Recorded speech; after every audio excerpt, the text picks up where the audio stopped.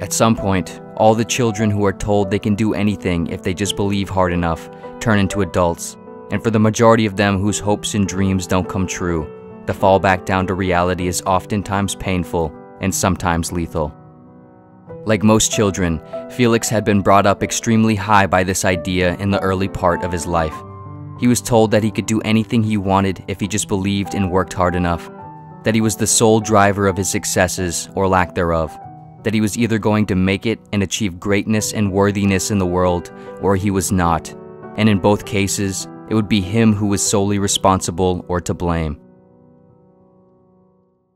Now, in his mid-30s, having worked a series of jobs in a variety of industries, starting in mostly service jobs, then going on to different labor and contract jobs, and most recently, a series of office jobs, Felix had felt himself falling further and further from the heights of his hopes and dreams, approaching, in his view, the ground floor of failures and losers.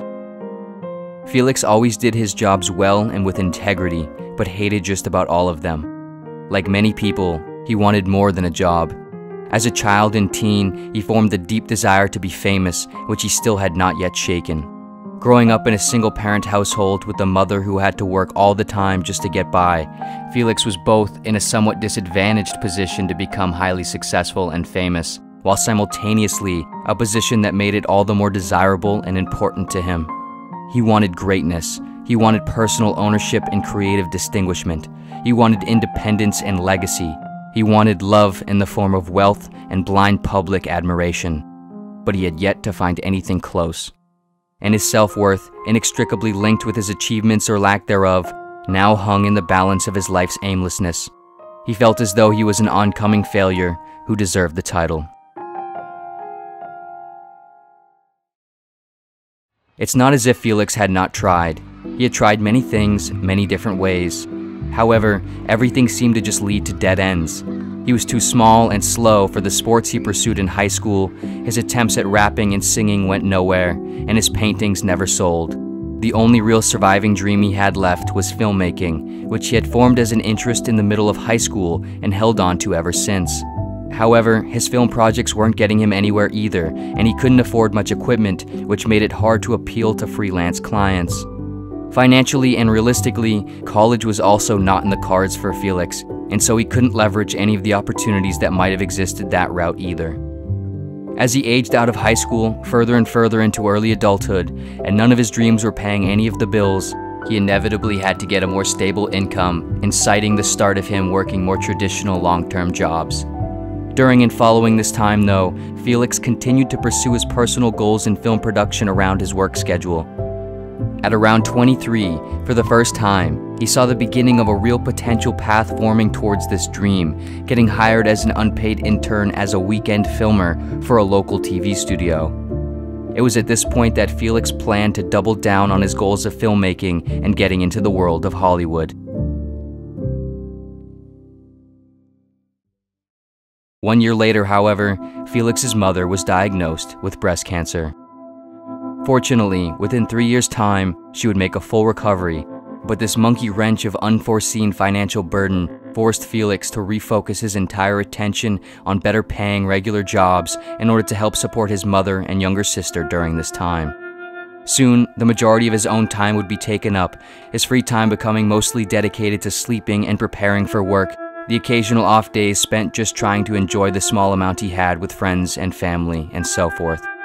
Even though his mother would go on to recover, Felix would, for all intents and purposes, become caught in this routine of life, the stress of his work increasingly draining him to the point of almost complete deflation. He couldn't help but give further and further into the implications of everything, and lose almost all remaining motivation and self-belief, finally hitting the ground floor. Felix would continue on through his life from here, working, doing his best, and living with his wife Marie and their dog Sammy. By his late 30s, he had climbed into slightly better job positions, making and saving better money, and creating an okay life for himself. But he was bored, tired, and entirely unfulfilled by the mindless tedium of it all. He loathed himself, and he loathed himself for loathing himself, knowing that he had it all right and had no excuse. It was around this time that he had begun to more seriously consider the idea of ending the whole thing, frequently ideating on the notions of failure and pointlessness and the particular extreme conclusion that can sometimes be drawn from such a line of thought. One day around this time, while cleaning out the gutters on the side of his and his wife's house, Felix clumsily missed his step on one of the rungs of the ladder and slipped forward off the side, falling onto the ground where the yard met the edge of the driveway. Fortunately, the height was fairly low and he fell safely enough to catch himself before landing too awkwardly. With exception to a few mild scrapes on the left side of his torso and thigh, he was fine. A close call perhaps, but nothing more. It did, however, strike Felix. As he got back up and finished the job, he thought to himself about how life was funny like that, how fragile and malleable it is and can be. In one moment, everything is one way, and then in the next, with one small wrong step, everything can change and tragedy can strike. Suddenly, Felix felt a resurgence of motivation run through his veins, scheming in his head a plan of action to getting back into camera work and video production more seriously. He imagined and plotted a scenario where he would soon be able to quit his job and go full-time on his own, pursuing a higher promised land of individual greatness and success. A few days later, while at his office job, Felix began to feel a horrible sudden fever, becoming terribly fatigued and unable to properly hold himself up. It got so bad so quickly, his coworkers called 911. At the hospital, it was discovered that Felix had MRSA, a flesh-eating staph infection.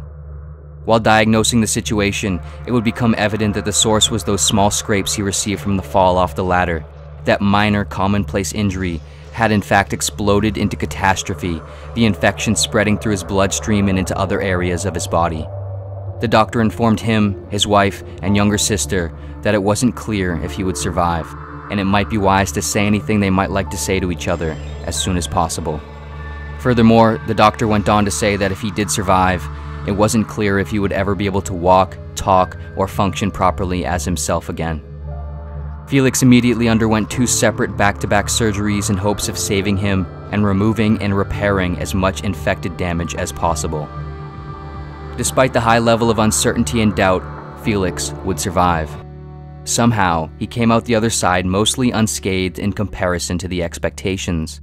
A stroke of unbelievable luck according to the doctors and nurses. He was essentially as good as before, with exception to one thing. The infection had gotten into his brain tissue and subsequently his optic nerves. Now, and almost certainly for the rest of his life, he was blind.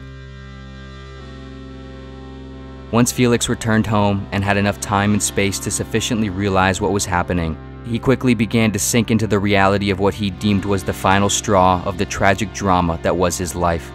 He realized that he would no longer have any possible chance in doing much of anything, especially the one thing he still held some semblance of hope towards. He, of course, could not pursue camera work and filmmaking blind. In fact, he couldn't really do his regular job anymore either, seeing as how it was primarily paperwork and computer files. Felix thought about how horribly and astonishingly unlucky he was. A failure ruined by the gutters. Tragic poetry, he thought. Felix essentially called it quits on life at this point, sinking into his living room couch with no plan to ever get up. Over the course of the following several months, the only thing he could bring himself to do was continue to shrivel into the couch cushions and watch endless marathons of movies. Of course, Felix could not watch the movies, but he could listen, and that's what he did, all the time. At some point early on, he would receive entitlement to Social Security disability checks each month, essentially absolving him from having to work or worry about making money, allowing him all the more easily to just continue watching endless amounts of movies, focusing on anything or nothing. Eventually, he would run through so many movies, good and bad, that he began to just rewatch his favorites over and over. He watched some of them so many times that he was nearly able to recite the entirety of the dialogues verbatim while watching. Despite how strange this little activity of learning the lines of movies was, it helped Felix keep busy, giving him something to do and focus on, filling his days with purpose, and keeping him from the alternative. It eventually got so concentrated and important to him that for several of his favorite movies, he actually tried to learn how to play along with the music as well, playing the melodies on an old keyboard he was given from his cousin as a hand-me-down gift in elementary school. Even though he never really played it much as a child or any time after, strangely, he seemed to pick it up fairly quickly, able to almost mimic the melody of the songs in the films with only a small amount of trial and error. He found that he could almost feel the music with a certain intuitive clarity, knowing exactly where the sounds were, even though he didn't know what he was playing or any of the music theory behind it. Over the following months, Felix would get better and better, adding more instruments and equipment into the mix and learning the entire soundtracks to a number of films. He would soon move on to creating his own original pieces, playing over scenes that didn't already have music, creating songs based on the particular emotion and pacing in different films. 1 year later, with the help of his story intriguing the director enough to initially get him in the door, Felix got his first real break in life, selling a collection of background score music to a small production for a series pilot. A year later, the show took off. Another year after that, Felix began working with other similar productions, creating more original pieces for small shows, ads, short films, and the like. Over the following decade, Felix would find himself evolving through the ranks of Hollywood, astonishingly becoming a world-renowned, famous film score composer. For the first time in his life, Felix felt successful and worthwhile. At 58 years old, while promoting the premiere of a feature film that he composed the original score for, Felix was asked to speak as part of the film's press conference panel. Like he often would at these types of things, he introduced himself and shared his story. He shared how the unluckiest moment of his life somehow became one of the luckiest, that in some strange sense, the accident that almost killed him saved him. Make no mistake, he always added, the loss of his sight posed a vast array of miserable consequences, but without it, he would have never discovered his greatness, as he put it, and he would have never been there on that stage. Later in the night, the conference opened to a Q&A with the entire audience. Several questions in, one audience member directed one at Felix, asking, "I know this might sound strange to ask, but based on what you said earlier, do you think as though losing your vision gave you the ability to make music like this, and it was sort of almost lucky? And if so, what role do you think luck plays in success in general?" Felix took a moment and thought to himself before answering, grunting out loud to signify that he had to briefly think about it. Sort of pressured by the need to say something, he began thinking out loud. "You know, I know my story can sometimes come off as a typical hopes and dreams always come true kind of thing, that everything always works out, but it isn't, and it doesn't. Not really. People up here are typically supposed to say those sorts of things, and people up here seem to often believe those sorts of things, because of course the world is always fair to those who win. But my case is somewhat unusual. This sort of hybrid lucky tragedy of losing my vision can, for the most part, be clearly pointed to as the cause of my discovery of music composing and my eventual being up here. But it was an accident. If it wasn't for that misstep on the ladder, none of this would have happened for me. And I think far more often than we'd like to admit, we are all pushed and pulled by accidents equally as significant as mine, but far less obvious or apparent, if at all. We are rarely aware of or accounting for the good or bad luck in our stories, because it's never really something we do or see. I've obviously thought a lot about this, and I realized that bad luck isn't just what happens to us, but also what doesn't, and we never know about it. And likewise, so is good luck. So in that sense, I would say yes, in some strange way I am lucky, and luck does play a big role in one's success. But at the same time, the ability to do this, to be a successful music composer, was inside me the whole time. The potential energy of my success and skill was just sitting there, waiting to be made kinetic by the random variables of the world and my personal circumstances. And so it's really both luck and skill, I would say. Because of course, no one ever succeeds in anything hard by not trying, not having talent, and not working hard. One has to have all of those and have them in order to have any shot at all. But plenty of people who work hard, have talent, and try their best never succeed in any grand thing. Luck only finds those who work hard and/or are talented, but it doesn't find all those who are or do.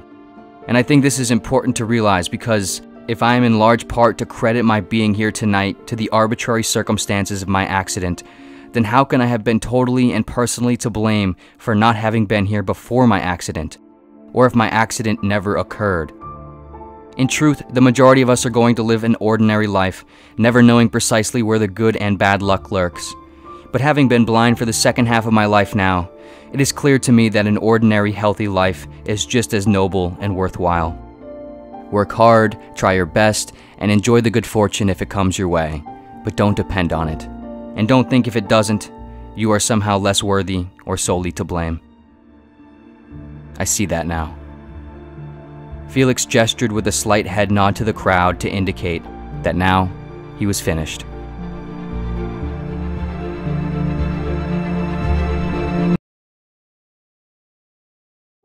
Thank you so much for watching. For anyone interested, there is now a brand new line of Pursuit of Wonder merch available on pursuitofwonder.com. This line includes a hoodie, a crew neck, and a long sleeve tee featuring a realist approach to our classic Brain Blender tee. Additionally, 2 poster collections inspired by the original artwork and ideas featured on the Pursuit of Wonder Instagram are now also available. Again, if you're interested, you can find everything, new and previously existing, at pursuitofwonder.com or by clicking the link in the description below. If you like any of the items and do choose to purchase anything, thank you sincerely in advance. The support means a great deal. And of course, thank you so much for watching in general, and see you next video.